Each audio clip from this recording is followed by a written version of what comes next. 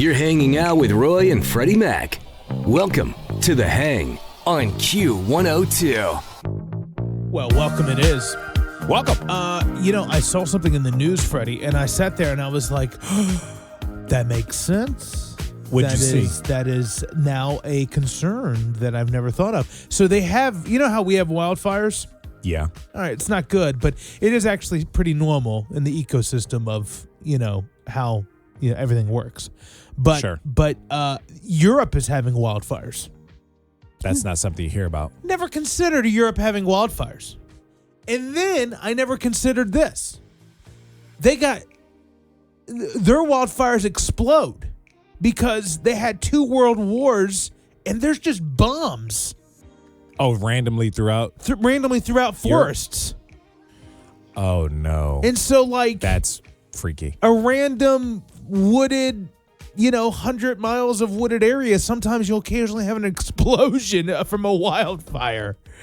I was like, whoa. I mean, it makes sense, but you're just like, I never thought of that. I learned something. I think that's on my list of fears is I'm thinking about it in a slightly different way. There could be bombs left around? Yes. Yes. Like stepping on a landmine. Evidently, it could be a thing if you're ever living in an area that had a war. See, I watch a lot of crime TV shows, thriller movies about espionage and spies and all of that. So you ever seen where they have like a booby trap where it's the very thin string? Yeah. So when you walk through a door, you don't see it. But it blows something up or whatever. I'm scared that'll happen to me. It's in France, Belgium, Germany, and Netherlands. There are bomb disposal teams that are constantly called into former battlegrounds and bombardment zones because a lot of the munitions were just left behind. They just forgot about. I mean, that's just. I never thought that people after a war don't go back in.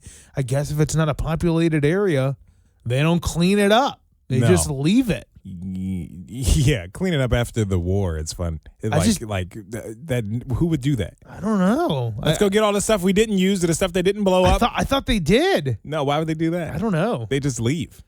I'm like, that's so interesting to me.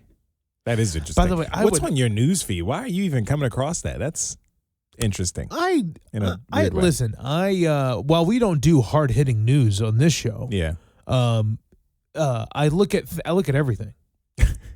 Just in the event that there is some breaking news that I need to know about. Yeah. To my luck, we'd sit here and do this radio show, and there'd be some horrible news going on right now, and I'd have no clue. So that's true. Do you get news alerts on your phone? Are you one of those people? I don't get any news alerts on. Yeah, I don't understand. Well, the critical ones, like the tornado warning, will come to my phone. Oh, okay, yeah, that sort of thing. Yeah, Amber alerts, right? Which you can't help anyway. Right. But okay, so you're not getting constant news headlines. Just so you don't miss anything. When you get an Amber Alert, do you really go out looking for the vehicle? I do. How do you do that? Well, just whenever I'm driving. If you're driving, you look around? I'm like, I'm looking for a Kia today. If I see on the sign, the road signs, if I see missing person alert or whatever it says up on that board on the highway, I'll look around. Black Cadillac, I look. Is there one in my vicinity? Yeah. Has anyone ever found? All right, this is weird, but have you ever seen a vehicle that matched the description? Oh, it works. No, not that it doesn't work. It's never happened to me. Oh, I've never been the hero, No. I guess. Hey, I see the car that's being talked about or whatever, No, but you never hear about it. When I was a 911 operator, I took calls like that where we'd have signs and people would call and be like, I think I saw that vehicle. Oh. And it works. That sign works. No, I believe it. You never hear the follow-up. Yeah. Person found or vehicle found or whatever it is. I where I find more news, updated news? Facebook. Oh, in the Facebook groups? If somebody says a person went missing or something like that, update, this person's been found, everybody's safe, they wandered off, whatever. But on those boards, you don't see any follow-up. Yeah, earlier, I don't know how they would type that out on that big board on the highway, but no update. Person found. Thank you for all who checked around. I guess maybe the local news does it, but if I don't know how many people is glued to local news like that. But we need more follow-up. My neighborhood is one of those neighborhoods that loves to talk about everything in the Facebook group, and you can't get nothing by anybody without it being in the Facebook group. Yeah. And we had a pretty significant police event that I witnessed and called 911 over. You remember this? Yeah. And I never talked about it on the air because the story is just not, it doesn't go anywhere. But either way, it was, potentially a very dangerous situation in my neighborhood. Sure, yeah. And the police responded within seconds, lights and sirens, lots of them. And never made the Facebook group. No one updated it? No one reported it. No one even said police are here. No. What's going on? Like no one was even asking. Like that may have not been in the know. Like what's going on? Why? No one's like, hey, why is there alerts? No one did any of that. And I'm just I kind of know of some good tea in my neighborhood. Everybody wants to be nosy and know what's going on, and then no one wants to follow up with to alert the rest of the people. I know, the shy, nosy people. I'm just so surprised that like something slipped by the social media hawks of my neighborhood. This is probably like the juiciest thing compared to what the normal drama. Yeah, in a while. It's been summertime. Everybody's been on good behavior. I texted you what happened in my neighborhood, and you were shocked. I was like, no way. Yeah. In your nice little suburb neighborhood? Oh, the crime can come to the suburbs, Freddie Mac. That's funny. I met somebody who lives in your neighborhood, lives near your neighborhood, and they love that you talk about Alexandria. Oh, yeah. Like you're putting them on the map. Are they like specifically down where I am in Arcadia or no? Very nearby. Oh, nearby? Okay. They remember where your neighborhood is before it was even a when it was farmland? When it was farmland. She said it was a pig farm. Oh, she had very specific. And she was like, "Yeah, I love that Roy talks about Alexandria, Kentucky." I was like, "That's where he lives." That's where I live. Where we're really jazzed about the Publix. The Publix and watching our our Chick-fil-A get built. Just waiting day by day for our new Chick-fil-A. Is that the news in Alexandria? That's what's going on. Publix is obviously open, and then Chick-fil-A is coming up. Anything else? No. Well, we just got the Chase Bank, and oh my God, we got Qdoba over there. It's going. Technically, I don't even think that's Alexandria. I think that's Cold Spring. Alexandria, he doesn't even have that. So you just riding Cold Springs coattails. Yeah. Oh boy, that's how we do. Sorry, I didn't mean to offend anybody. Don't come jumping at me. I'm not trying to be mean. Listen, I love where I live. Yeah, I'm a big fan of. You live an hour away from me. So yeah, I do live in an hour. I sometimes live in an hour away from downtown, depending on 27. So it just depends. If you know, you know. Yeah. Really depends. Well, let's start the show, my friend. Let's do it, man. We're here on your Tuesday afternoon, and we got your afternoon pick-me-up today with Sum 41. It's been a while. That's a cool song. Yeah, it's a good one. Kind of fits my vibe today. Yeah, in what way? Well, I got long hair. I got a necklace. I got a tie-dye shirt on. You are wearing a tie-dye shirt. I'm trying to mesmerize everybody when I walk by them. Mesmerize? Hypnotize. Make me dizzy? Yeah. looks good. I kind of look like a 90s rock band. Have you seen that trend where people are posting photos as if they're 90s rock bands? I love nostalgia. We should do that. Get the camera low on the ground and just have me kneeling down like we're a 90s rock band. Oh, I did like a photo shoot that was kind of similar to that recently. You kind of look 90s rock band today, too. Right. We should do a photo shoot. Well, let's do it. With like the fisheye lens on the camera type look. Yeah. Wouldn't that be cool? How do we recreate that? I have no idea. I'm sure we could figure it out. Water drop or something? I don't know. Put our phone on like 0.5 zoom, like all the way out, but like get really close. Yes. I think we could do it. We got to set that up today. Is that a tie-dye shirt you made or did you buy it? Oh, I bought it. I don't know how to make tie-dye shirts. It has no character. I see. What do you mean? Huh? What? I don't think it's that bad. No, it's not bad. I'm saying, it's just different when people make their own used to make their own tie-dye shirts. Do you make your own tie-dye shirts? I've never worn a tie-dye shirt ever in my life. Why? I don't think it would look good on me, and I don't know. I've never done it. Okay. And I would never buy one. Oh. I would make it if I had the chance, but I don't know. I grew up a little differently, Roy. This feels weird. People where I live weren't wearing tie-dye.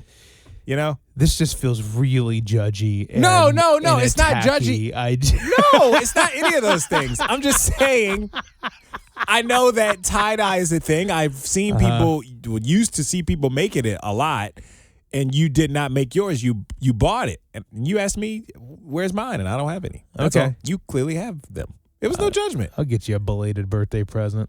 Oh, a tie-dye shirt? Yeah. If it looks good, I'll wear it.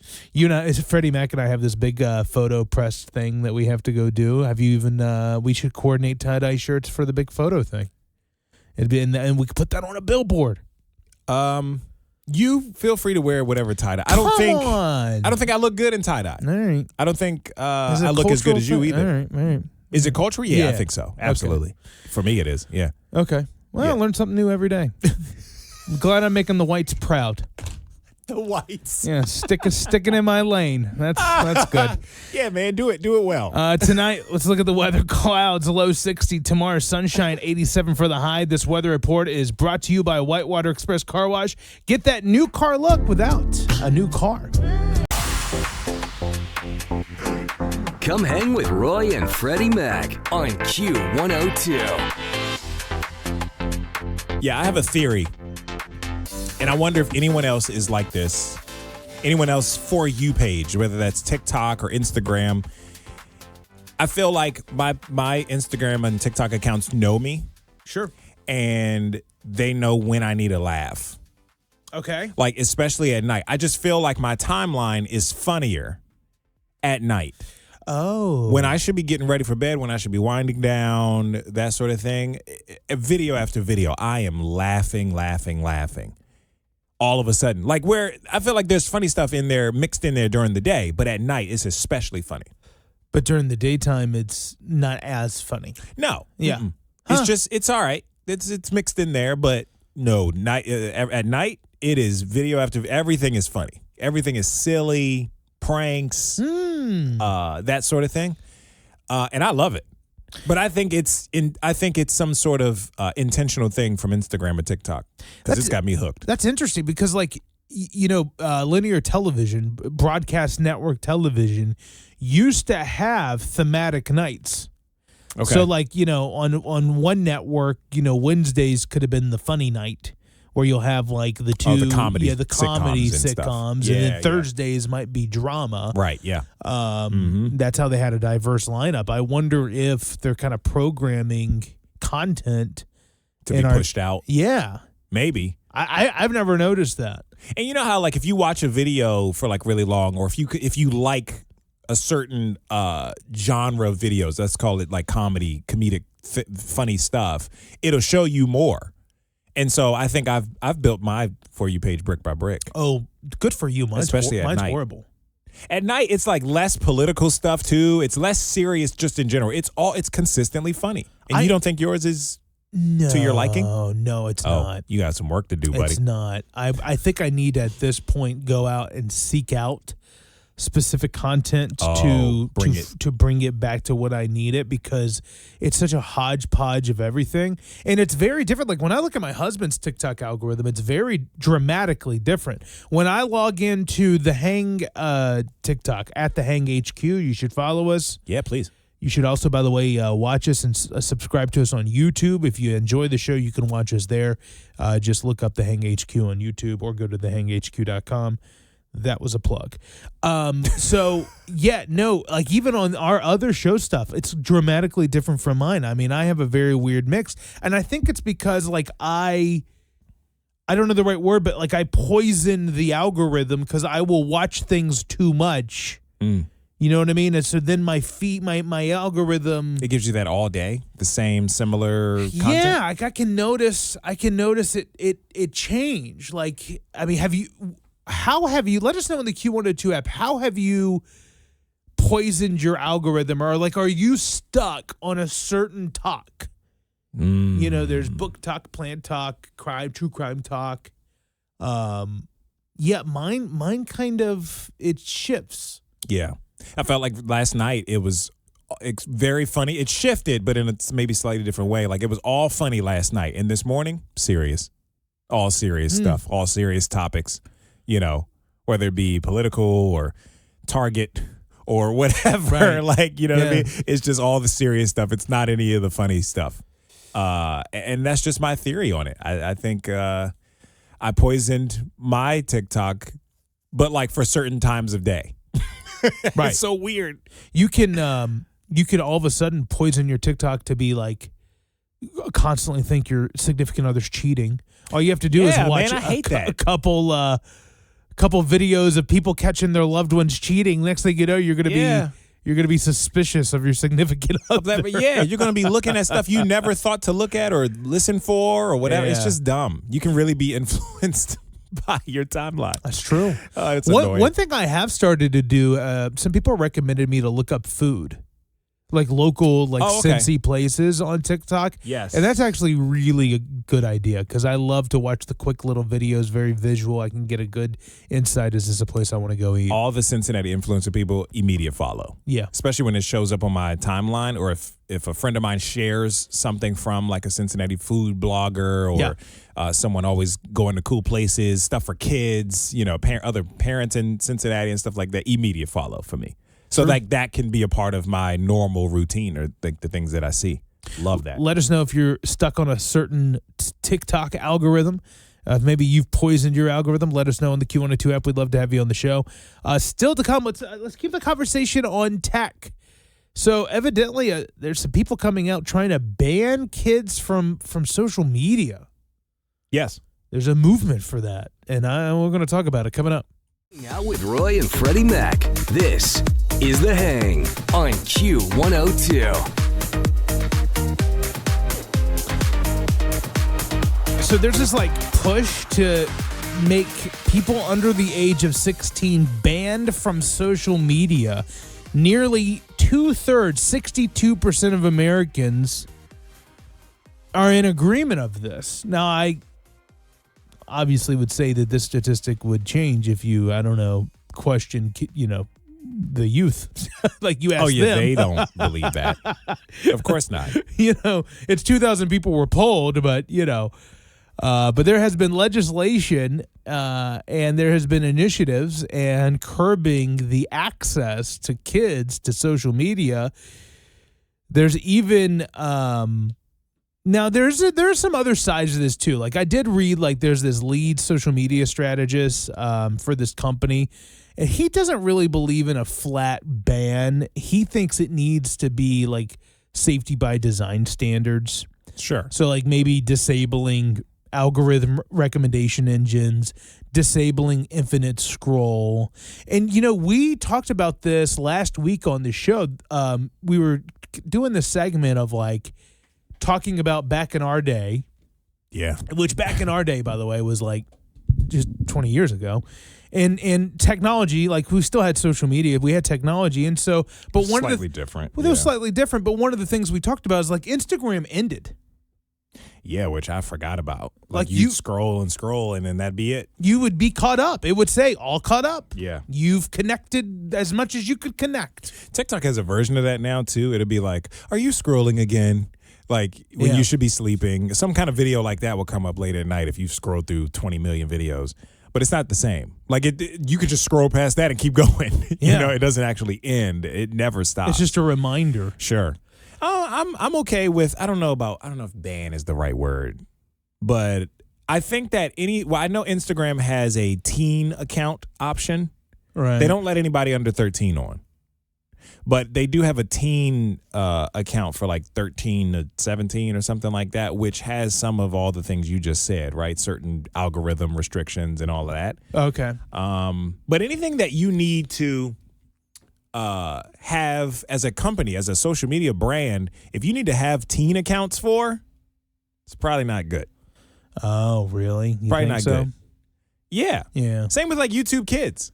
I have Right. YouTube Kids for my son because it's strictly kids programming. But the fact that I have to do that, I can't just put him on the regular YouTube account and that be okay? You're saying that the content on that thing is not good if you have to do that.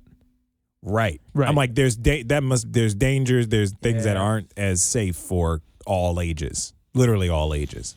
So that should be a red flag right there. I mean, I don't know. I don't plan on letting my son have social media. I can tell you that. Yeah, I can see. Because what you need that for? The I guess you want to be social, connect with your friends. friends. But, yeah, we're gonna have. I'll say this. I'll take this back. I don't think he'll never not have it. I just think they're going to be some extremely strict guidelines around it. I think the closest time limits and whatnot. I was 14 or 15. I was 15 when MySpace was a thing. Yeah, I think. Mm-hmm. But you had to log into a computer at a desktop. It wasn't accessible on your phone. It wasn't. There wasn't an app. Constantly accessible. You had to I remember specifically Saturday night. I had a whole thing. I had a whole night planned around designing my MySpace page. Oh, you set aside time. I set aside time. I did it in computer class at school because I wasn't allowed to have MySpace or Facebook. Yeah, I bet. My parents did not want that. And they kept finding out that I had one. And I was like, how do they know? Come to find out, I found out about 6 years ago now, Roy. Yeah. That my mom said she was cleaning up and she sent me a picture of a CD-ROM box. Did I tell you this story? Yeah. She sent me a picture of a CD-ROM box. She was like, I'm just cleaning up and I found this. And my life flashed before my eyes because it was a picture of the box that this CD-ROM came in, and it was essentially screen recording on a desktop computer. So it was a program my parents downloaded, and it pretty much had the log of everything I did while I was on the computer. So every time you went to MySpace, they could see it. They could see it, and they could go back later and watch the video. So would you lie? Would you go to them and be like, I don't have a MySpace, and then they would be like, well, we've seen it. They wouldn't reveal. See, my parents are very sneaky in that way. They would never reveal too much. Oh. They would just say, you got a MySpace again, huh? Like a leading question. My dad also did the lie detector test for a good portion of his Maryland State Police tenure. So he knew how to ask questions. And I was a kid, so I was probably an easy target. Yeah, terrified. But I'm like, huh? I don't even know how to answer that as a kid. Trying to lie, but can't think of a lie. Trying to think going quick on your feet. Oh, yeah, I don't know. At 15? But yeah, they were very strict about no social media. And again, these are the early days too, so they didn't really understand it. Sure. And my parents at that time, at least, were very kind of off the grid. Like they didn't like that sort of thing, like people in their business, quote unquote. So I had very strict rules.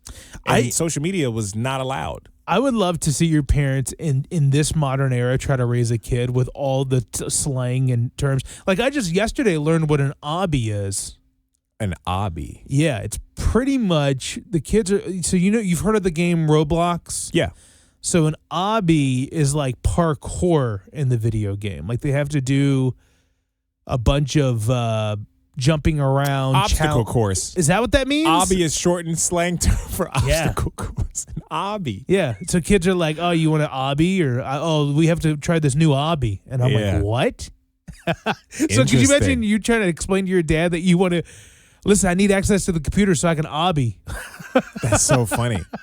Yeah, the contrast of back then, my parents they swore up and down they will never have social media. And now for both my parents to have Instagrams and Twitter accounts. Your parents have Twitter? My dad does. But I think my mom still does. Oh, that's interesting. I don't know how often and how active they are. I don't think they're tweeting, but they're looking stuff up. And so, but my mom is both of them extremely active on Instagram, and my mom will send me Instagram reels about raising kids and internet safety and any kind of thing where to help me. Did you now go, Cam. well? Oh, yeah. For the people that hated social media, right. Now you're on it. Yeah. Stark contrast to with the way it used to be. What the heck? Which I imagine that's how kids feel with this ban that they're trying to do. 16 Sure. and under, banning from social media. It's really interesting. Banning is a strong word. I just think it probably needs to be regulated. If I can't say cuss words on this radio channel, because of regulations. But you can go on TikTok and see the worst and hear the worst. Yeah, I think that as parents or guardians, whatever, aunts, uncles, we can't rely on these companies to do it. You have to do it within your own home. You have to have your own rules, whatever that is. Kids are going to find a way. Trust me. Yeah. I was that kid, but. Making MySpace at school. Let us know on the Q102 app. A new one every day because my parents kept finding them. Let us know what you think. Still to come with The Hang. Got to get to what's poppin'. Celebrity news is on the way. On Q102. Taylor Swift celebrating her 20-year career at the Grammy Museum in L.A. Yesterday. The Icon Sessions with Taylor Swift, a 20-year retrospective. Yeah, we were talking about her how she was discussing her writing style yesterday at this thing. Yeah, she talked a lot about the new song, I Knew It, I Knew You from the Toy Story soundtrack. It's an original song of hers. She wrote it just for the movie after she saw an early screening of the movie, and now it's in the end credits. But it was originally supposed to be a ballad. The public and the media is... Oh, no, that's not the right one. But this is how she performed it yesterday. Running a while, it's been a long time. Life has ways of leaving those days behind. Seeing you tonight, I remembered I loved you.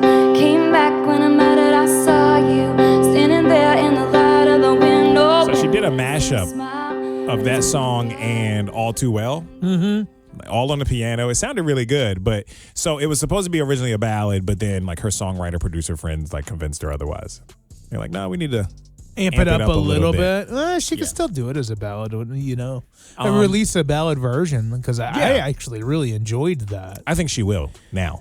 That's probably my favorite Taylor Swift song, to be honest with you. It's super catchy and everything. And then she also talked about the whole re-recording her Taylor version albums. The public and the media, since it hadn't really been done before in that way, and I guess on like such a big scale and so loudly and obnoxiously, the public kind of like did a little bit side-eye me the way that a teacher would if you did say the dog had eaten your homework. And so that was an interesting place to start from. Yeah. I'm confused. What was she saying? I don't get it. She says a lot of words. Yeah. And she lost me. Basically, she got like a side eye from people like, why are you doing this? Recording her albums? Re-recording, yeah, because you're Taylor Swift. Like, they didn't get it. No one else has been doing that. At least she was one of the maybe earlier people to do that and own her own music. Re-record it so that you own the new stuff. I felt like when you and I were talking about it, we got it. We were like, we didn't know you could do that. I think that was our angle. We're like, artists could just re-record their songs and then own it. Yeah.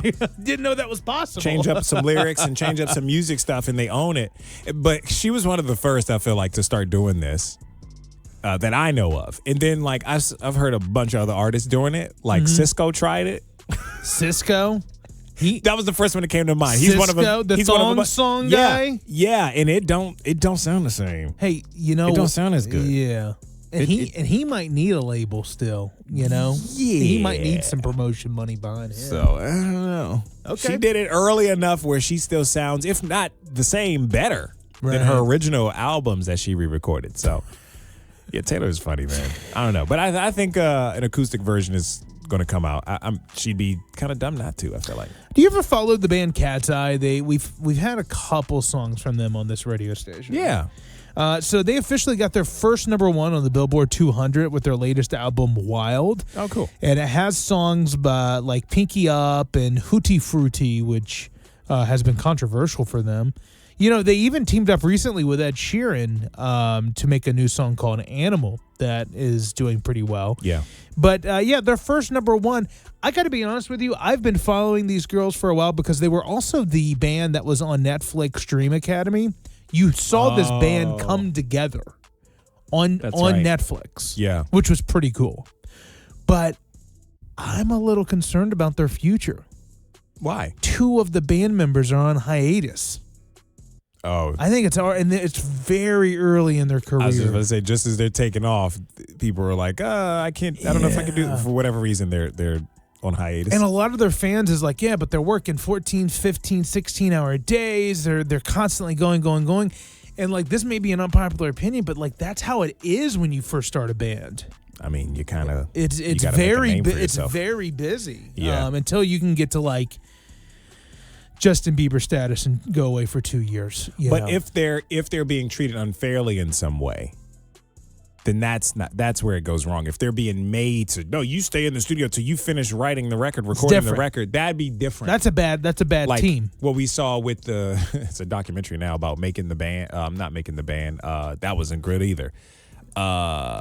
America's Next Top Model. Yeah. Where they would be, if it's abusive, then that's not good. No, you need... If they're in there working so hard because they're working so hard, right, because they want to be great. That requires everybody to want to do it. Yeah. But if somebody doesn't want to do it and they're being forced, that's a whole different conversation. Yeah. But I'm kind of nervous. I think this is a good band. I'm keeping an eye on them. You like the girl groups. You like the K-pop group. What's the one Lisa's in and Jenny? Well, Blackpink, but Blackpink. I think they're done too. You think so? Yeah. I thought they were getting back together. You've heard that? Where's the album? I heard they were working on new music. Yeah. You know who else is working on new music? Who? Rihanna. Oh, yeah. We'll get that. Yeah. Well, no, we get the stupid Smurf song that nobody wanted. Nobody asked for this. Yeah, nobody asked for Smurfs. Oh, man. All right, on to something that's popping today, a little bit more serious, on the serious tip. James Blunt, the famous British singer, songwriter, he's pushing back on speculation that he was the one being described in Hayden Panettiere's memoir. Now, there's a story she tells in her book that she was on a super yacht. She was at a party. She was only 18 years old, and a man came in her room, or she was forced into a man's room, and he was naked. Huh. And all she described the person as in the book was a famous singer. The internet speculates. I'm assuming this is a bad story. The internet speculates, that it was James Blunt. Okay. Oof. I don't know how they twisted and turned it. However, there's a journalist that pointed out on their Substack that the timeline doesn't match up. Okay. The timeline for like the age of Hayden Panettiere when this whole story was being told, or I'm sorry, when she met James Blunt at Cannes back in 2009, she would have been, I think, 19 or 20 years old around that time.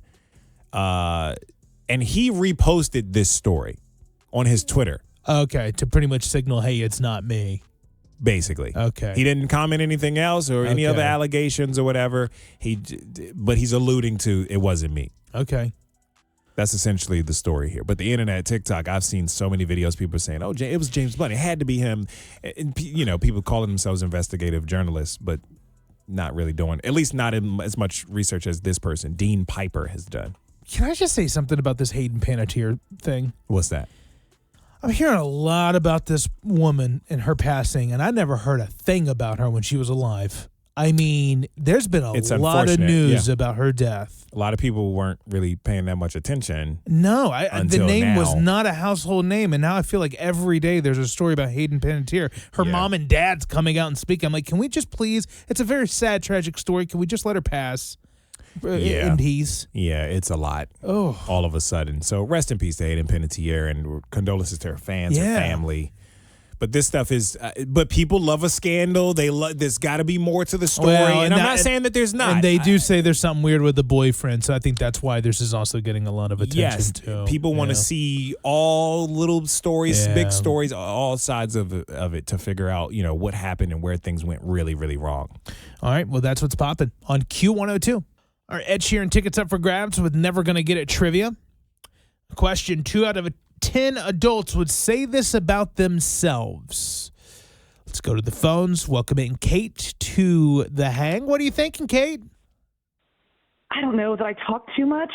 It's true. Well, it's true. That's the first step, admitting it. Yeah. Have people told you that before? Self-awareness, I talk too much. A lot of people don't have it. So I'd say you're winning. It is not talk too much. Good Okay. guess. Let's go to Amber. 2 out of 10 say this about themselves. What do you think, Amber? So if they're shy or socially awkward.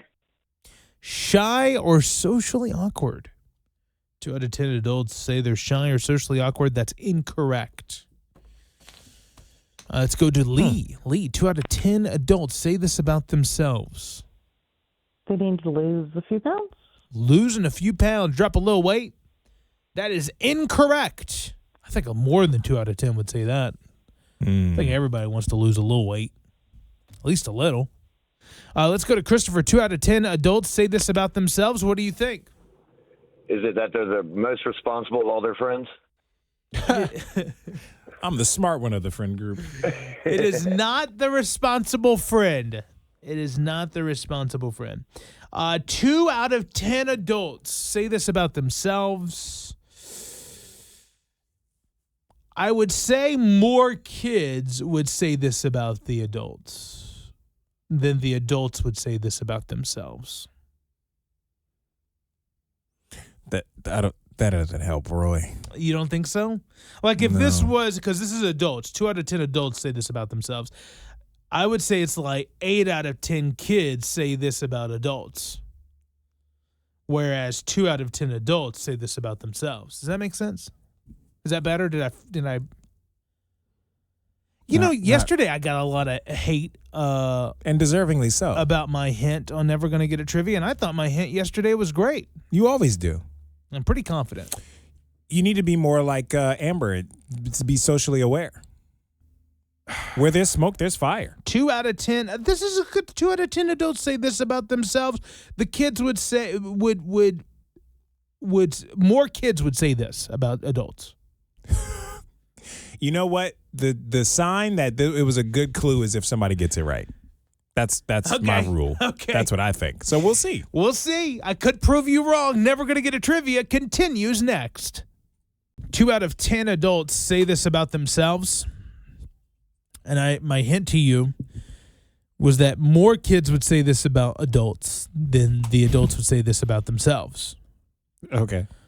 So more kids would say this is true about adults. Yeah. That's still a bad hint? I'm lost. Really? Yeah, but I mean, I'm not playing to win. I just... You also know the answer, so it's a little easier for you to say, Yeah, to me, I feel like I just gave it away. Yeah. If I knew the answer, I would agree with myself here. Because I'm sure your clue is still... Well, let's find out. Let's bring in our friends, see what they think. Kate, 2 out of 10 adults say this about themselves. What do you think? Total guess, but I'm just like not connecting enough, not reaching out to people, All right. I don't know, texting, calling. By the way, I did just attend the In Vogue TLC Salt and Pepper concert, and I thought about you guys. Oh, how was They it? Never Gonna Get It. Oh, did they? Yeah. In Vogue. That's Yeah. that's the little It's a segment to the hit. song. Yeah, it was a great show, right? Do you think everybody in the concert fantastic. was like, "I love trivia" when they started? Never gonna get it. when they I wonder. It was the first thing I thought of. I had it in my head. I had the I love that. trivia. Yeah, I love that. 2 out of 10 adults say this about themselves. I feel like this, though. I like her guess. Not connecting, not reaching out. I had my friends that live out of state, the ones I was really close with, I don't feel like... But also, I don't feel like and I put a lot of responsibility on myself. I don't feel like I reach out enough. I also don't feel like they reach out enough. Take 5 minutes out of the day. Just 5.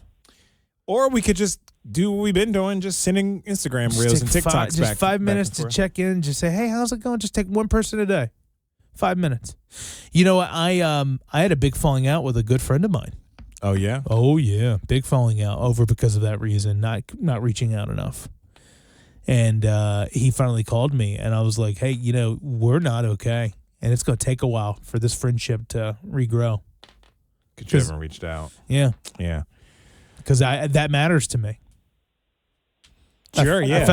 I don't think your hint was very helpful, though. I'm sorry. I got to side with Freddie on that. Kate, I'm sitting here opening up about a problem with the friendship, and then you want to bash my hint? Come on. Kick him while he's down. Well, Kate, you're incorrect. It's not connecting, not reaching out. Okay. I'm sorry. Yeah, so I guess my hint is bad. So try to To tell Kate's you. point, yeah. You 2 out tried of to 10. flip it with the kid thing. I'm like, I'm I think lost. what would kids say about adults? A lot of things. What do kids say? Well, let's see. Adults' breath stinks. Like, I don't know. What do kids say? That'd be a good guess. It'd be wrong, but that's a good guess. Let's go to Amber. 2 out of 10 adults say this about themselves. What do you think? That they're very friendly. It is not very friendly. No, not very friendly. Good guess. Let's go to Lee. 2 out of 10 adults say this about themselves. What you think, Lee? They give great gifts. Oh, okay. I could see where kids would say that. Yeah. They say it about me. Okay. All right. Pat yourself on the back then, Lee. 2 out of 10 adults problem. say this about themselves. It's not good gift giving. No. Damn it. Yeah, I know. Let's go to Christopher. What do you think adults are saying about themselves? They're amazing. Like, I think my kids would say I'm amazing as well. So, They're young, aren't they? I have a 25-year-old down to a 6-year-old, so and 4 in between. So I hope I'm amazing. Does the 25-year-old still say you're amazing? My little ones do. My little princess and my little deacon, man, my little dude. Oh yeah. The oldest one, though, no. Well, no, I think the oldest is still good. You're dead. Yeah, I get it. It changes with age. There's the era where you're everything, and then they kind of pull away, but then they always come back. Yeah. You just gotta enjoy the time. You're just waiting for them. You're always there for them. You know. That's true. That's very, very true. 2 out of 10 adults say this about themselves. Christopher says amazing. That is incorrect. No winner today for the Ed Sheeran tickets. Freddie Mac is looking at me with so much disappointment. I feel you're so come on, Christopher. And I love everyone saying bad clue. We don't even know the answer yet. Okay, but it was confusing. The clue doesn't really make a whole lot of sense. Like, what would you just flip the question around? Is really what your clue was. What would kids say this about adults? Okay, what do kids say? 2 out of 10 adults say this about themselves. They aren't cool. Roy. Kids would say that adults aren't cool. So the opposite of what Christopher said? He said amazing. So Christopher was hot. He just... Oh, boo. My kids think I'm amazing. Boo. Yeah. They think I'm a loser now. I didn't get the tickets. Boo. Yeah. His kids are the 8 out of 10. Yeah. Man. I'm sorry. Kate, let's go to Kate. Was it now it makes sense, right? They aren't cool? Yeah, that makes sense. Yeah, I get it. Unk. Yeah, unk. Wait, Unk. she called me unk? No. She's saying how that is kind of the kids saying you're not cool. Like, you're unk. You're what unk. Up, unk? Yeah. That's very true, Kate. Look at her also. Kate gets bonus points for being on trend. Do those bonus points include Ed Sheeran tickets? No. Maybe we'll get you on the show again. I don't know. I love Kate, though. Kate, I love everybody today. This was fun. And everybody agreed with me. The clue sucked. I still feel pretty good about my clue. Now, see, that is not being very self-aware, Roy. Oh. I'm disappointed. Right? We talked about self-awareness. And I ain't good at it, Kate. No, he's just completely ignoring the feedback he's just received. Well, sometimes I disagree with feedback. Of course you do. Of course you do. The Q102 app is just right now, everyone's going to it to write so many hateful messages to me. Send us messages, your thoughts on the clue. You can always send us your thoughts and your feedback. 2 out of 10 adults say this about themselves. They aren't cool is the answer today. Don't worry, Ed Sheeran tickets will be around tomorrow. With Never Gonna Get a Trivia, 5 o'clock dance party is on the way next. Come hang with Roy and Freddie Mac on Q102. So we saw this in the news with Benny Blanco, but he ate nothing but pizza for a week and actually lost weight. That is wild. He dropped almost 5 pounds over 5 days because he ate 1 pizza a day. Do you believe one it? large thin crust pizza, he said. Do I believe it? I mean, maybe. He ate an entire large pizza every day for 5 days. Yeah, 1 large thin crust from Domino's. Wow. That's what it says. That's wild. Okay. I don't know. I get nervous because I think people see that and they're going to go, I could do that. And if you've ever done a fad diet or anything like that, let us know on the Q102 app. But yeah, I mean, how many calories are in a thin crust large Domino's pizza? I don't know. I'm not saying this is a good dieting advice, but 1,600 calories. Because it's thin, thin crust is probably a little less calories than regular hand tossed. You've got to feel sick though doing a diet like that. That might make me hate pizza, and I love pizza through and through. Yeah, you say it kind of tongue in cheek, like I'd eat pizza every day if I could, but I'd probably get tired of it after day 3 or 4. I don't even. I mean? This is going to be. You probably disagree. I don't even really like pizza leftovers, and man, I know people are going to send me messages hating that. Say that again. I don't really love it leftover. What's wrong with you? Only because it's multiple days of pizza. So that's okay. Pizza one night and then maybe pizza for breakfast the next day or lunch the next day. Come on. Yeah, it's pretty heavy for me. That's a lot of pizza. What's wrong with you? A lot. Why are you the way you are? I don't know. I don't know. What do you mean you don't like leftover? Who doesn't like leftover pizza? Could have been dropped at some point when I was a kid. I don't know. On your head? Maybe. I just, it's like I already don't feel great after I eat pizza. Oh my gosh, I feel like a superhuman. Not me. I get acid reflux. I'm over there popping Tums, 15 Tums. Jeez, it's a whole thing. You with know, you. it's a whole thing. And so You I can love the enjoy it. taste of it, but it hurts me after. So the idea of like 2 days in a row is not Can you imagine ideal. 5 No, straight I days? can't. But this guy lost 4.7 pounds. You'd run through a whole thing of Tums after 5 days. I know. I'd keep Tums in business. Yeah. No, dude, 5 would be a stretch. But I'm still on you not eating leftover pizza. Yeah, Cold pizza too? Oh my goodness, Roy. It's so good. I saw that Kroger posted that cold pizza was better than hot pizza on their social media. Okay, that's rage bait. And Better?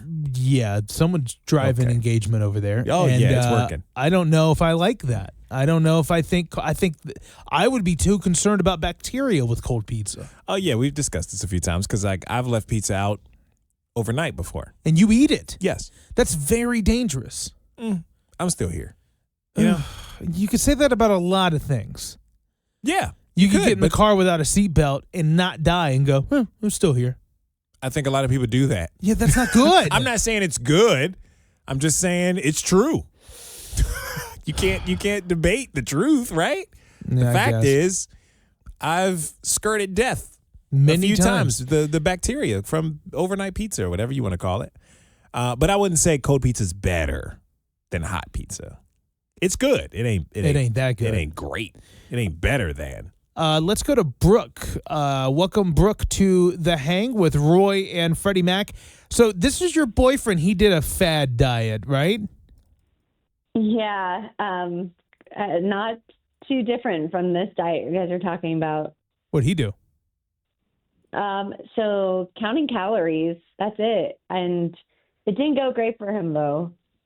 Well, why is that? And I guess I don't know the counting calorie diet. Is that you just making sure you don't eat but X amount of calories per day? Is that essentially it? Yeah, that's it. Okay. But, I mean, he wasn't, like, eating healthfully. He was just eating to eat, and it was just the amount of calories that he needs to eat each day. Okay, so whenever he hit that certain number, he's done. Yeah. Yeah, what would he eat? One day, he would eat, like, he ate, like, a breakfast dish, and it, it didn't have anything other than, like, sugar. Yeah. And then he had, later in the day, a ham sandwich, and that was it. That's all he had. Okay. That's not enough. I mean, Did he that's lose not weight? enough. He did. He lost a bunch of weight, but he actually ended up being diagnosed with scurvy. Scurvy?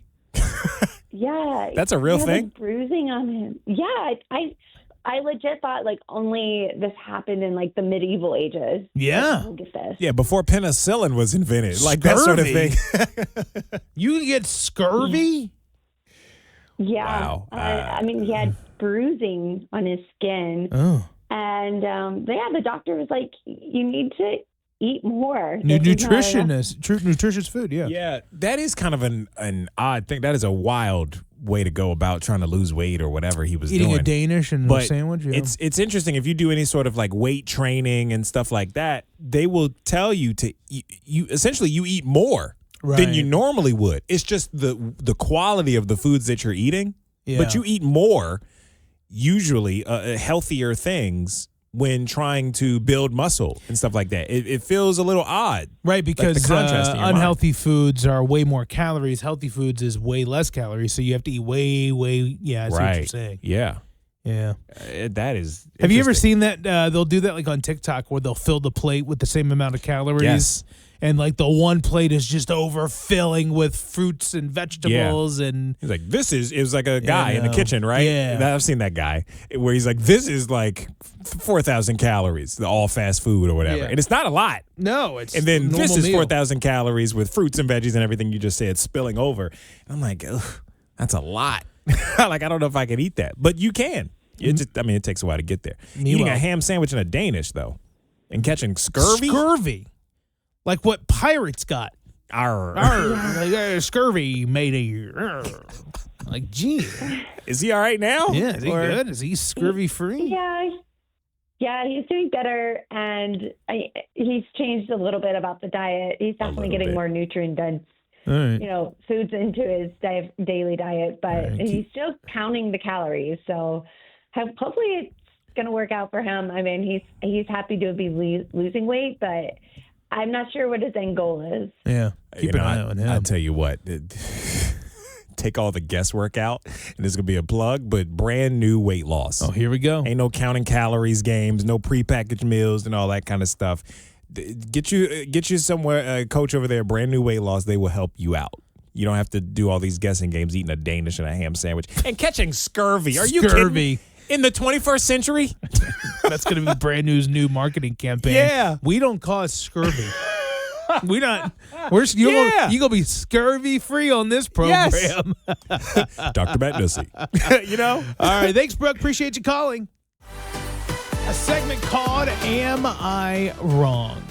Am I wrong? You send us some messages telling us what the little dilemma in your life is. We'll get on the radio. We'll talk about it. Get your feedback as well on the Q102 app. Get you on the show. This one is a message about stealing back your own property. Is that okay? Oh, wow.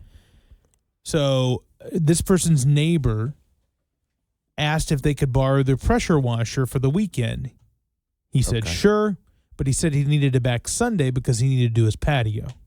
All right? Fair. Sunday came, nothing. Monday came, nothing. He texted, said he'd be bringing it over as soon as he gets a chance. He got slammed. So on Tuesday, he saw it sitting kind of like the garage door was open. It was kind of sitting on the inside of the garage. Sure. But very like towards the garage door. So he walked over and took it and brought it back. Now his neighbor is mad that he went onto his property and his house, inside his house, to get the pressure washer, saying that he should have waited for him to return the pressure washer. This listener, his name is Daniel, by the way. Daniel says, my wife says I crossed the line by entering their home, and you can't trespass on people's property. Yeah, but if we know each other enough for you to borrow my power washer. Clearly, the friendship has fallen. Yeah. I mean, clearly. And it's not trespassing. It wouldn't be trespassing under any other circumstances if you didn't have my pressure washer, and I've given you plenty of time to bring it back. Right? And I gave you a deadline to bring it back. At one point, you stole from, now it's stolen from me. Exactly. At what point, is he wrong? Are you stealing? You're right. Like from the original owner, like the neighbor who borrowed it? Right. At what point are they stealing? Because they had a due date of Sunday, and then it's now I got Tuesday. work to do, too. See, this is why my dad always told me, even growing up, don't let anybody play with your toys. Don't let anybody ride your bike. Because if they break it or they don't return it for whatever reason or, your stuff is gone and now you're the one without. Right. Now, I'm trying to figure out how to But change that messaging a bit so my son understands you can share if you want. Right. But understand the potential consequences. Toys break. Things might disappear. People don't bring it back. Right. Yeah, exactly. So there's a bit of a balance there. I think to be fair, though, you don't just go take. If the garage is open, someone's home, you would think, You could have just knocked on the door. Knock on the door and be like, hey, I need this today. I'm going to just grab it really quick if that's cool. You know what I mean? Don't just take it and not say anything. Mm-hmm. Even though it is yours, that is really hard to do. So I would have to take my own advice here, which would be really hard. But you're kind of in the wrong a little bit. You did technically legally trespass. Yeah, see you in court. No, I'm just kidding. Yeah. Hope not. But I can't imagine something this silly would go to court. But silly things go to court all the time. That's true. Sillier things. That's true. You ain't wrong. Look at Judge Judy. Her whole docket is. And this is perfect for a Judge Judy. Oh yeah. This is Gosh, perfect. I would for love that. to hear her dissect this case. I love her. She's so raw and unfiltered. Yeah, you can't. She'll call you stupid know to your face. I don't know if you can go in someone's garage. That part. If it was, well, I mean, yeah, because even sitting outside the garage is still his property. If it's the driveway or the grass, Yeah. That's the only thing. Taking back your property, there's nothing wrong with wanting that or doing that. It's just, ugh. You ever The met trespassing somebody part. that thinks everybody steals from them? You ever met that person? I know people like that. They think everybody steals from them. Yeah, and How? it's typically like people with tools. I've noticed everybody thinks everybody steals his tools. Meanwhile, they lose their tools. Oh, Yeah, they just misplace stuff. right. Let me ask you something in regards to tools and house equipment, right? Yeah. I might have told this story before, but a long time ago now, my dad wanted a fence around the backyard and paid a guy or was paying a kind of a friend / colleague guy who did it on the side to install the fence for us, for our family at our house. And the guy just disappeared, stopped coming, did half the fence and left his tools at my dad's house, my parents' house, but never came back to finish the job. Weeks go by. My dad's not able to get in touch with the guy. Not able to get in touch with him, call him, text him, everything. But the guy left his tools. So my dad kept them. Did your dad try to I mean, this guy. My dad ended up either doing it himself or I think he hired somebody else to finish it. This guy died. But he kept, no. The wild thing is, my dad told me somewhat recently he ran into the dude. How does he abandon all of his things? He had to have had a medical emergency. You would have thought, but apparently, my dad to this day does not know what happened. But he ran into this guy somewhere at some men's church, something. And the guy, he still has the guy's tools to this day in his shed. So wait, your dad would call and he just wouldn't answer? Correct. I mean, I would be calling hospitals. I don't know if my dad knew him that well. Could you imagine? Hospitals Could you in the area? imagine I do this show and then tomorrow, I just leave, right, just in the middle of the show, and I don't return, and I just leave all my stuff? There was that time I had a hard time getting in touch with you when you were sick. I was ill. I mean, that makes sense. I was not doing well. Yeah. So you know what I'm saying? Like, this guy just ups and leaves and never comes back. I think he finished for the day, got to a stopping point, and then just never returned. And never returned to get his stuff. So is my dad wrong for keeping the equipment? No. I mean, because how else am I get it to you? No. I don't even know if my dad knew where he lived or any of that stuff.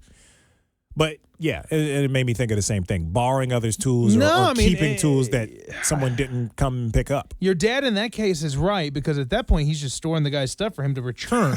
Pretty much. I mean, that's not stealing. And whatever little bit of work my dad did do installing this fence before he ended up hiring somebody to finish it, he used those tools. I wonder if that guy was doing it and he's like, screw this job. I can't do it anymore. It's worth just leaving the tools behind. I'm going to get into a different career tomorrow. just end this career today. I wish we could call my dad real quick, because he ended up running into the guy, and the guy acted like nothing happened. That guy was like, I ain't never picking up a tool again. Yeah. Screw this fence. It's too hot. It was summertime. It's too hot. You shouldn't have volunteered to do it then. I'm going to go get me an office job. Screw this. Yeah, I mean, dude. what else could have happened besides, my mind went to he's dead. No, because he's still very much alive. My dad ran into him recently. That's insane. Look at that. Yeah, Daniel, I don't know. You can't go in people's garages. Yeah, That's the only place you went wrong. You're right for wanting it back, demanding it back. What if it was on the side of the house? You're still technically on his property, though. Yeah. Your neighbor, I'm with it. Yeah. I get it. I would want to do the same thing. But, I mean, technically, if they wanted to, they could file some maybe. This is one of those moments where I'm so thankful that I love my neighbors, and I'm pretty sure they love me. Well, these two guys loved each other, or they were friends or cordial enough for him to borrow his power washer. Yeah. Pressure washer. And now, those days are long gone, buddy. Well, if you want to be on Am I Wrong, send us a message on the Q102 app. We'd love to have you on the show. And Freddie Mac on Q102. Post this article up at our website, WKRQ.com, but it's essentially talking about our airplane etiquette. Yeah. Like, what are you annoyed with on airplanes? How are people conducting themselves, or the lack thereof? It's a survey People act of like animals. Right. It's a survey of the top things. I would say the number one thing that like sticks out to me is people who stand when the plane ends. Like, that annoys me. Yes, I would agree. People who stand before the plane or as soon as the plane lands. People that push their way from the back. Now I get it. Sometimes you got a connecting flight you're late for and things like that. But you pushing your way up to the front, is that really going to help? I just sit there because I'm like, this is like a 15-minute deboarding process. It's a long time to deboard a plane. Yeah, and it's a long time. It's quite a bit before they open that door. Yeah, and they even let people off. So you standing up, maybe there's certain circumstances. Let me not say that too strongly because I feel like there are times. Because again, like I said, people that have a connecting flight they don't want to miss. Sure. But I don't know. Some people are aggressive with it, and that weirds me out. I've been alerted by flight attendants who are aware of a connection. Yeah, and they're like, "You need to go to the front of the plane and go." Yeah, because we're gonna try to get you to your next plane. I'll say too. Another thing that really bothers me: people that take their shoes off on a plane. Ew, yeah, that's just gross. That's just not hygienic. Like without socks. No, people do it, dude. They let those talons just hang out there. Some people, whenever you land, have you ever noticed that some people get that seatbelt off so quickly, as if it was so strapped in that they couldn't breathe? They were so quick to. Finally. It's just like how you want to take your bra off after a long day. Yeah. Just boom. Like you can adjust your seatbelt. It doesn't have to be It doesn't as have to be so tight. Yeah. But everyone's so quick to get that seatbelt, and it's like all 200 at the same time. You're yeah, you hear that noise, that famous seatbelt noise. Sometimes I just add into the chaos and just play with my seatbelt just to make noises. Oh, you're annoying. Gosh, I don't want to be on a just flight to make it with loud. You. Yeah.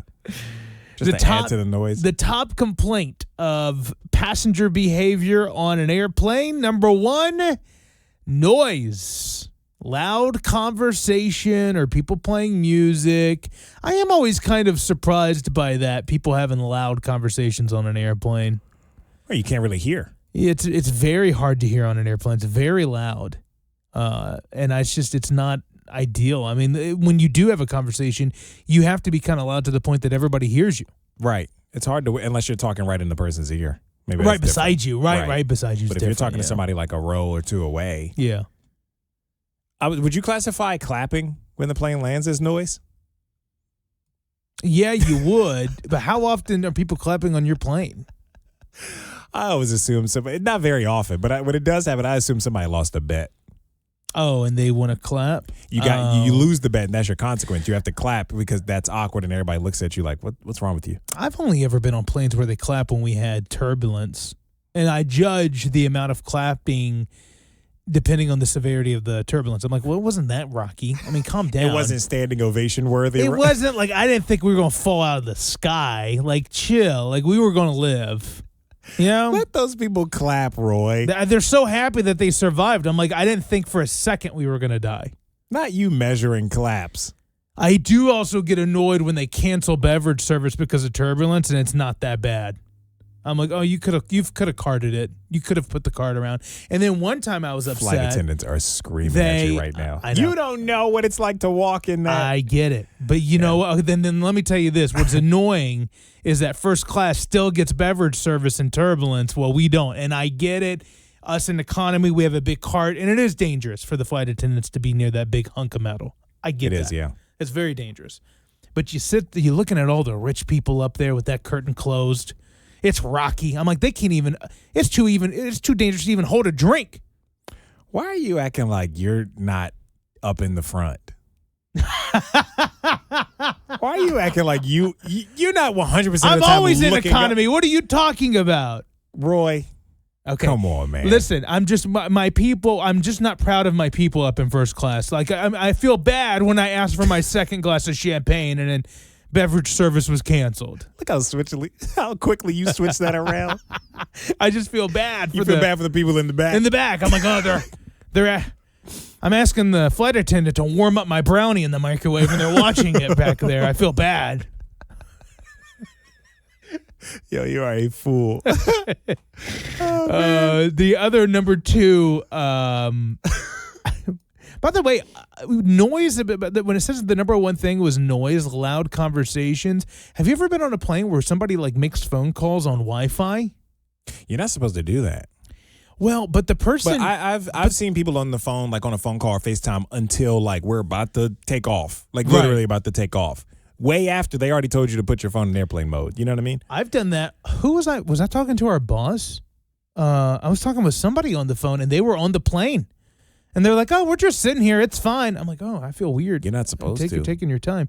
That's annoying. Yeah. The let's see here. Looking at the other stuff, the people reclining the seats is annoying. That's annoying? That's annoying. People who recline seats. Hold on a second. That I got to disagree with. I hate it. I hate it when you're in my lap. That's not my fault. I know. I hate reclining Choose seats. better seats. Right? Like, I mean, how's it my fault they made the plane where the seats recline? You know what, though? Like, I don't think we don't need to take a nap. This is an hour flight. Sit up. So you think, based on the distance of the flight, right? Like, you don't need to, if it's a shorter flight, you don't need to recline. Yeah, how are you able to, what if I need to? I've been on a 40-minute flight where somebody had an eye mask, and I was like, really? Why are you so judgy? That's interesting. You're that tired? Maybe. It's 2:00 in the afternoon. Okay. Maybe they had a long night. They're on their way to a big business meeting. They got a pitch, Yeah. Well, listen, it's an unpopular opinion. I'm also of the mindset that I don't know why everybody has to lug gallon drinks into every meeting you ever go to. That is kind of annoying. I'm like, really? You're going to die of thirst in this 30-minute conversation? You got to suck down water every second? They got to get their water intake for the day. Okay. You're losing precious time if you leave your water behind. I really believe everybody just like it's like how a smoker just wants to hold a cigarette. People just want to carry a water bottle everywhere they go. You have thoughts and complaints. I do. I'm sorry. I'm reclining my chair back. Sorry. Right. Sorry.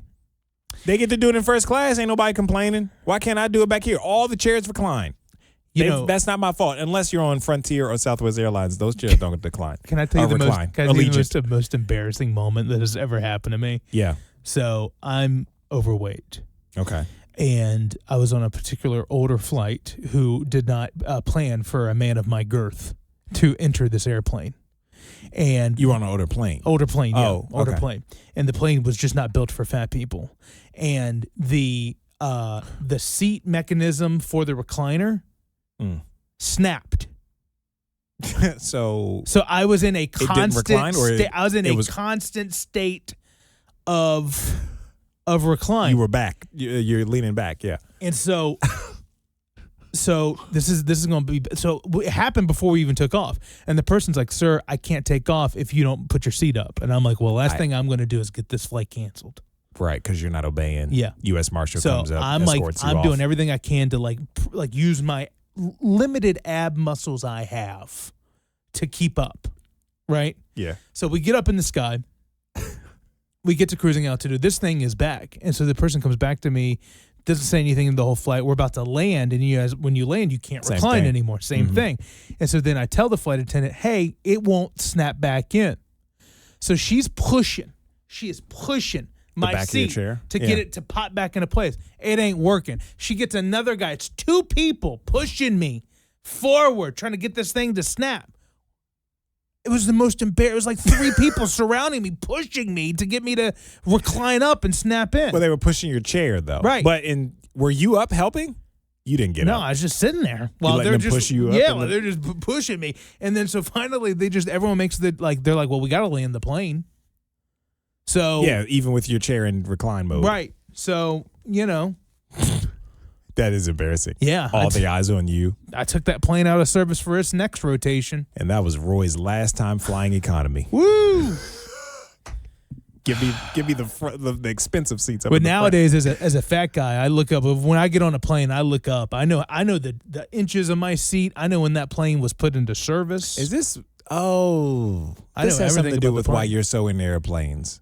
Oh, no. You're obsessed with airplanes. You as a hobby. You also always inspect parking at any location you're going to, restaurants and Mars. I'm constantly checking on my comfort as a big man. Like, Sure. what's this world going to be like whenever? At a restaurant, there's nobody pushing your chair, working for you. You're responsible for it, right? They're not like flight attendants on an airplane who were lucky, nice enough to try to slamming me around in a recliner. And so you landed. You're probably the only person ever to land Reclined. I flung up, by the way, when it hit the ground. Flung my whole body. See, and that's why you're not supposed to be in recline mode. Yeah. You and your insubordination. Next flight got broken canceled chair. because of me, or delayed because of me, because they had to get engineers in there to fix it. Jeez. All right. So, anyways, noise top complaint. And Freddie Mac. Welcome to The Hang on Q102. So you've heard people say you need more whimsy, right? That's been kind of a bit of a slang term people have been using. You need some more whimsy in your life. No. You haven't heard that on socials? No, but it means does that mean you need to go have fun? Yes. You need to go be silly and goofy? I translate that on maybe on a smaller scale, like micro joys. Like finding micro joys in life. Okay, that makes more sense to me. Well, all of it's great. All of it's great. All of Yeah. it's really the same. Yeah. I found someone defined it as a micro joy is a tiny hit of positive feeling, either like a couple of seconds or a couple of minutes. Like on this list of micro joys, what? I just like whenever you bring up topics on the show, you look at your phone when you do them. This is where I found it. I know. And listeners can't right, see it. So I'll pull it up on the computer. No, it's fine. No. It's just, it's just goofy to look at you read your phone. When we normally read it like off the screen. Or somebody, you print them out and now we have all these cameras and we have a YouTube channel where you could, by the way, you should watch us on YouTube, subscribe at The Hang HQ, or go to thehanghq.com to watch us on YouTube. No, I'm sorry. Do your thing. Look at your phone. It's fine. I got it up on the big screen now. I was distracted and I just see you laughing. I'm like, what are you laughing at? You're just reading your phone. I look silly? Yeah. So maybe that brings you micro joy. It like does. You watching me. I enjoyed watching you read your phone. It was goofy. You got all these credit cards on the back of it. It is my phone case wallet. Phone case / wallet. Got a lot going on. It's buddy. it's like a show it on the camera. It's like a cop badge that you can fling out. Oh, it does kind of look like Secret Service. FBI. Right. So I'm just It watching you flaps. with your FBI badge read a story about microjoy, and it amused me. That's funny. Yeah. So micro joy is just this dopamine hit, really. Sometimes it's a few seconds. Sometimes it lasts a few minutes. Like, do you do this? I've tried to do this more. You notice the first sip. Not the whole drink, just the first sip. What does that mean? Of a drink. Like, just taking in the joy of like, that tastes so good. Oh, yeah, okay. Yeah. This says that's the only sip your brain actually tastes. Because after that, you immediately become like, it's just, there's nothing like the first. Have you ever food, drinks, ordered both. a Coke but got a Sprite and didn't know it, and you were just like, whoa, didn't not expect that taste? Yes, Like that'll your brain, really throw your brain yeah. off. Also, how many situations are you in where you didn't realize it was clear and not Coke color, brown? Once. You just not paying attention to the glass? Mm-hmm. Once. You just strawed a mouth. Yep. Slurp. Yeah. Jeez, Yeah, you got to once. pay more attention, Roy. But yes, that is a shock. Yeah, You're yeah, expecting one shocked flavor. me. Your brain is prepared for something else. Yeah, that'll throw you off. Let's see. Say the good thing out loud, even to no one. It lands differently than just thinking it. What does that mean, the good thing out loud? The good thing out loud. Saying something. My shirt feels loose today. Yeah. Just Instead saying of out just loud? thinking that, yeah, you're like, okay, I'm doing some work. I like that. Because saying it, for whatever reason, has a totally different effect on the brain. I do. And your body. I believe in putting out good vibes and positive. Like, if you exude positive energy, good things, positive things will happen to you. I really believe that. Yeah. Because on the counter is, I wake up on the wrong side of the bed. It's typically a horrible day.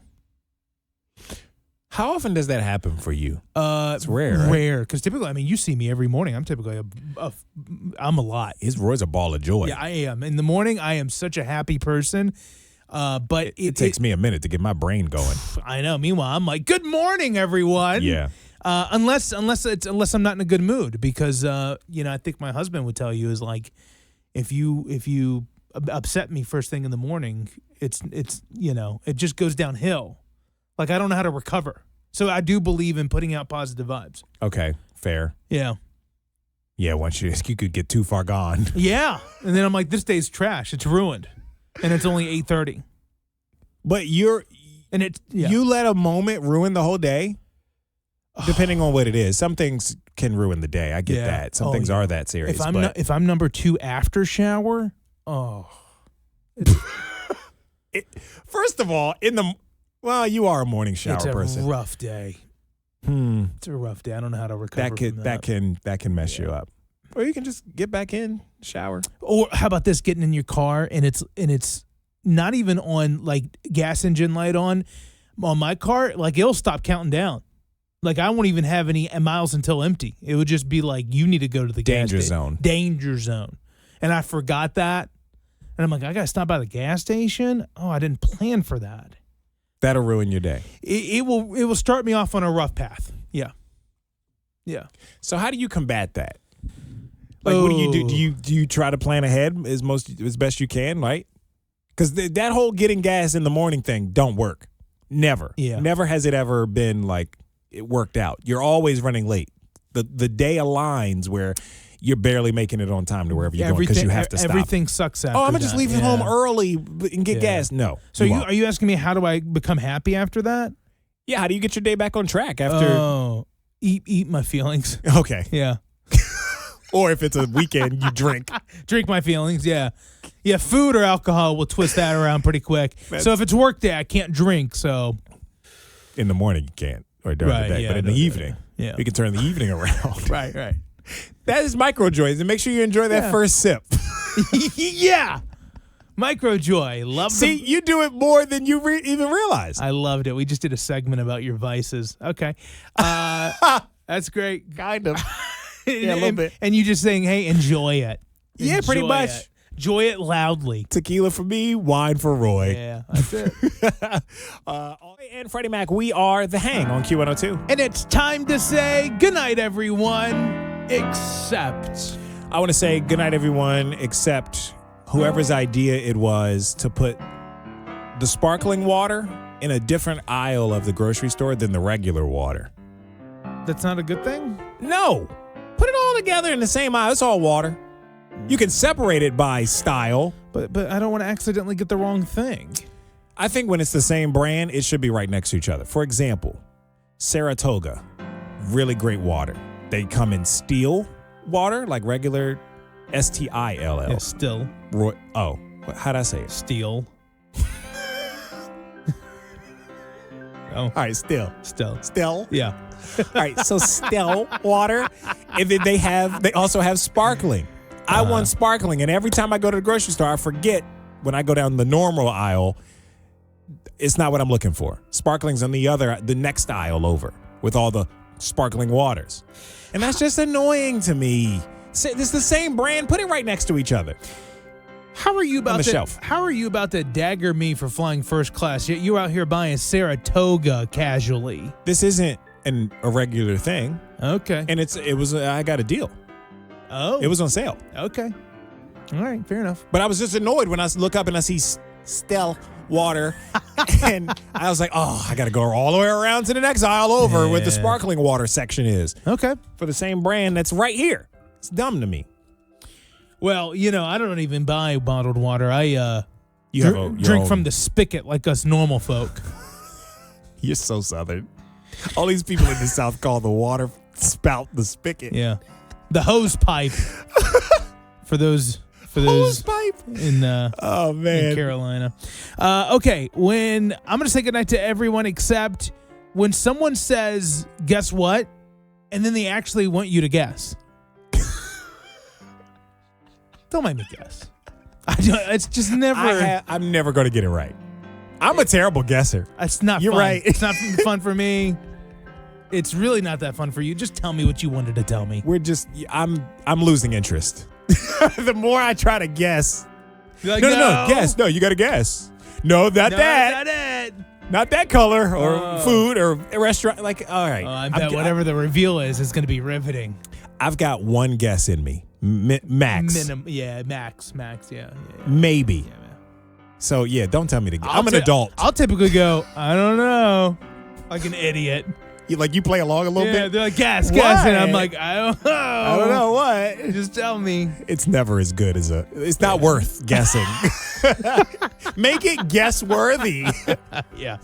All right. Well, if you missed anything on the show, you can get the Hangover podcast right there on the Q102 app. You can watch us on YouTube.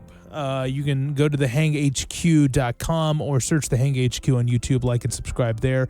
And then always, of course, you can listen to us live, hopefully. Yeah, on the radio and on your Q102 app. All right, we're out the door. Goodbye, everybody. Bye.